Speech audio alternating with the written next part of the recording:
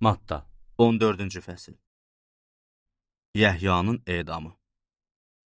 O vaxt İsa barədə olan xəbərləri hökmdar Hirod eşitdi.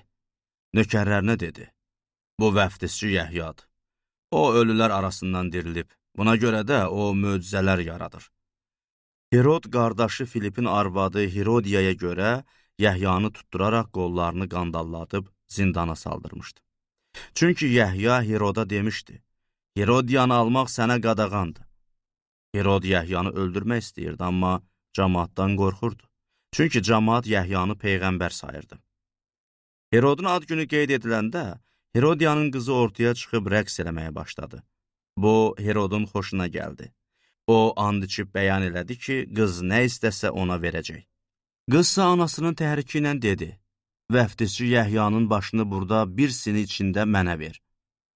Padşahı kədər bürüdü. Amma içdiyi antlara və qonaqlara görə əmr elədi ki, ona istədiyini versinlər.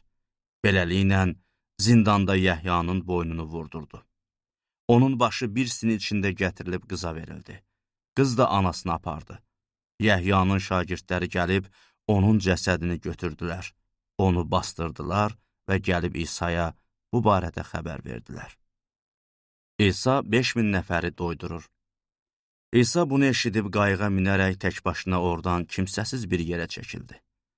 Bunu eşidən cəmaat şəhərlərdən piyada onun ardınca getdi. İsa sahilə düşəndə böyük bir izdiham gördü.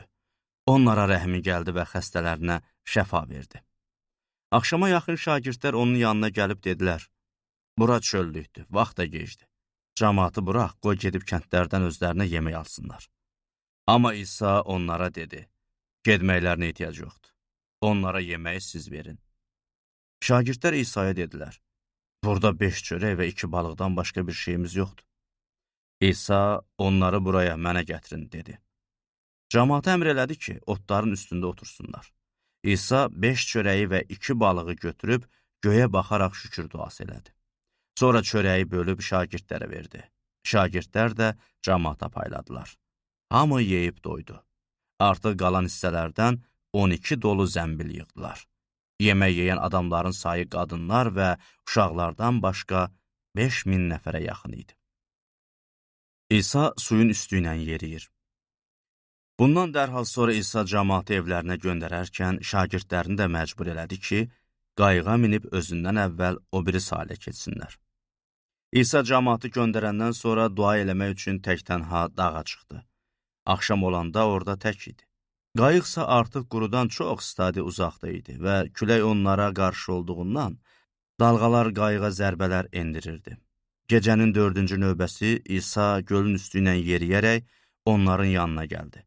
Şagirdlərsə İsa'nın gölün üstü ilə yeridiyini görəndə bu bir kabusdur deyərək lərziyə düşdülər və qorxudan qışqırdılar. Lakin bu anda İsa onlara müraciət eləyib dedi, cəsarətli olun, mənəm, qorxmayın. Peter cavabında ona dedi, ya Rəb, əgər sənsənsə, mənə əmr elə ki, suların üstü ilə yanına gəlim. İsa, gəl, dedi. Peter də qayıqdan çıxıb suların üstü ilə yeridi və İsa'ya tərəf getdi. Amma küləyin gücdəsliyini görəndə qorxdu və batmağa başladı. Ya Rəb, məni xilas elə, deyə qışqırdı. İsa o anda əlini uzadıb onu tutdu və dedi, ey imanı az olan adam, ne üçün şübhə elədin? Onlar qayığa mindikləri zaman külək sakitləşdi. Qayıqda olanlar, doğrudan da sən Allahın oğlusan, deyə ona səcdə qıldılar. İsa Ginesarda xəstələrə şəfa verir. İsa və şagirdlər gölü keçib Ginesar sahilinə çatdılar. O yerin adamları İsa'nı tanıdıqları zaman ətrafdakı hər yerə xəbər yaydılar. Bütün xəstələri onun yanına gətirdilər. Xəstələr, heç olmasa İsa'nın paltarının ətəyinə toxunmaq üçün yalvarırdılar. Ona toxunanların hamısı sağaldı.